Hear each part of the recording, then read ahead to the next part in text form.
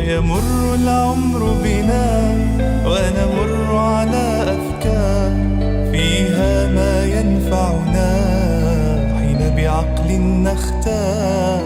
الماضي يهدينا خير دروس للعمر، والحاضر بيدينا نهديه حصاد الفكر، والحاضر بيدينا نهديه حصاد الفكر.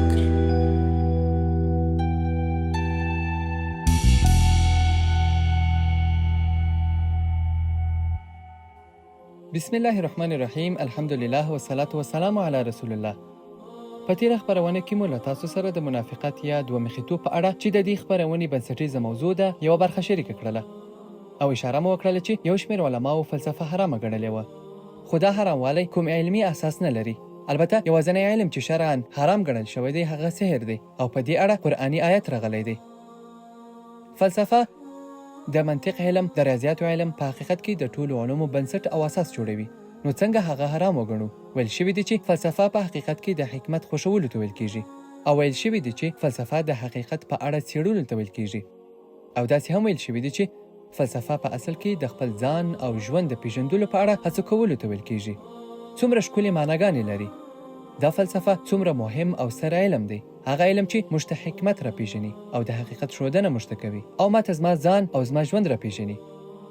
نو دا تحریم چې یو شمېر علماو د خپل شخصي اجتهاد پر اساس کړی دی کوم شرعي اساس نه لري، بلکې د فلسفې زده کړه جواز لري، او زموږ ډېرو لویو علماو هغه هم په خپله زده کړې ده، او هم یې په دې اړه د نورو سره بحث او مناقشه کړې ده، او له هغه څخه یې په خپله استفاده کړې ده او نیوکه هم پرې کړې ده. زه دلته د امام غزالي، ابن تیمیه، ابن رشد، فارابي، ابن سینا او داسې نورو سترو علماو په اړه خبرې کوم.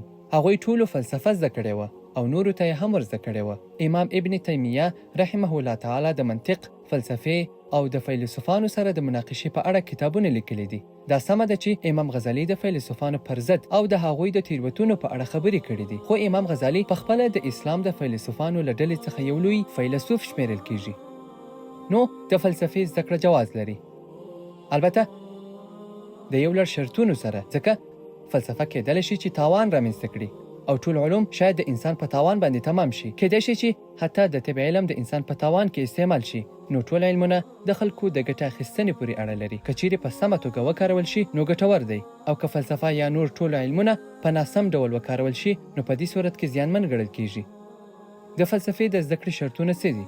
لومړی، څوک چې غواړي فلسفې ته دننه شي نو هغه باید د حقیقت د یو څېړونکي په توګه د علم ته دننه شي، نه دا چې د اشتباهاتو لټول یې موخوي، او نه هم د انتقاد کولو په خاطر، نه دا چې کوم پخواني احکام ولري. نو په دې توګه د فلسفې علم ته ننوتل سم کار نه دی. که غواړئ حقیقت وڅېړئ او د فلسفې څخه په رښتیا استفاده وکړئ نو باید له ټولو پټو او مجهولو شیانو څخه ځان بېغمه کړئ.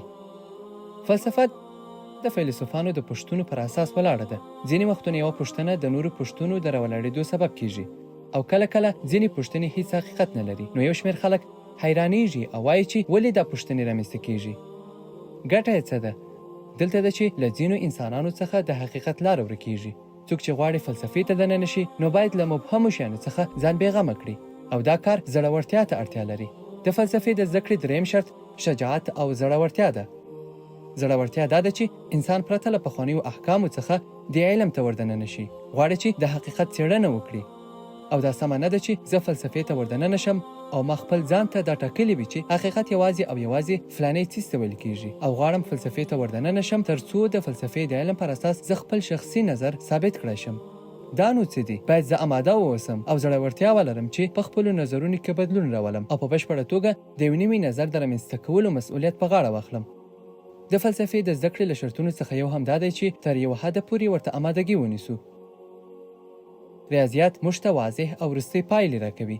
د ریاضیاتو علم موږ ته تر یو حده پورې ټاکلې پایلې راپه ګوته کوي، مګر د فلسفې علم موږ ته نسبي پایلې راپه ګوته کوي. مطلق علم یوازې د الله تعالی سره دی، او هیڅکله هم داسې علم نشته چې په هغه کې اختلاف شتون ونه لري. حتی په شرعي علومو کې هم موږ وینو چې د یو لړ مسایلو په اړه د علماو مختلف نظرونه شتون لري، او یوازې یو څو مسایل به وي چې ټول به یې په اړه یو نظر ولري. نو څه فکر کوئ چې د فلسفې د علم په اړه به اختلاف شتون ونه لري؟ په همدې توګه هغه څوک چې غواړي د فلسفې علم ته وردننه شي باید پوخوالی ولري، نه باید بیړه وکړي. د فلسفې څخه سطحي شیان راوانخلي، لکه څنګه چې یو شمېر ځوانان نن سبا همداسې کوي او د فلسفې سطحي شیان زده کوي، بیا راولاړېږي او ځینو خلکو ته کافر وایي. زه د فلسفې له مینوالو څخه یم. دا نو څه سطحي نظرونه دي چې تاسو یې په اړه خبرې کوئ. که تاسو د فلسفې علم ته ورننوځئ نو پوه بشئ چې تاسو د سطحي مسایلو پلټنه کوئ. پام وي چې بیړه ونه کړئ. باید د فلسفې د علم په اړه ژوره مطالعه وکړئ. او صبر وروستی شرط دی. صبر پر څېړنې په عجیبو شیانو باندې صبر کول، خبرو اترو، مناقشو، د نظریاتو په رامنځته کولو او حتی ځینې وخت د ځواب په نه موندلو باندې هم صبر کول د فلسفې د زده کړې بل مهم شرط دی. ندیم الجسر رحمه الله وایي په خپل لوی کتاب کې چې زه ټولو محصلینو ته د هغې د زده کولو په اړه توصیه کوم. د ایمان کیسه داسې کوي او وایي چې فلسفه په اصل کې یو لوی بحر دی، خو د دنیوي بحرونو په څیر نه دی. که د عادي بحر په غاړه ولامبئ نو ژغورل کیږئ، که یې منځ ته ورشئ نو غرقیږئ. خو فلسفه که څوک یې په سطحي توګه زده کوي نو غرقیږي، او هغه څوک چې ژوروالي ته ورداخلیږي نو په پوره باورمندۍ سره درته وایم چې ایمان ته رسیږي. نو فلسفه زده کړئ، خو د یو لړ شرطونو سره. الله تعالی مو بریالي لره.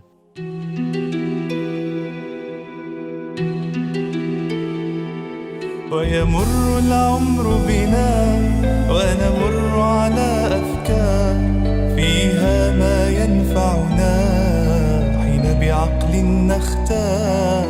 الماضي يهدينا خير دروس للعمر والحاضر بيدينا نهديه حصاد الفكر والحاضر بيدينا.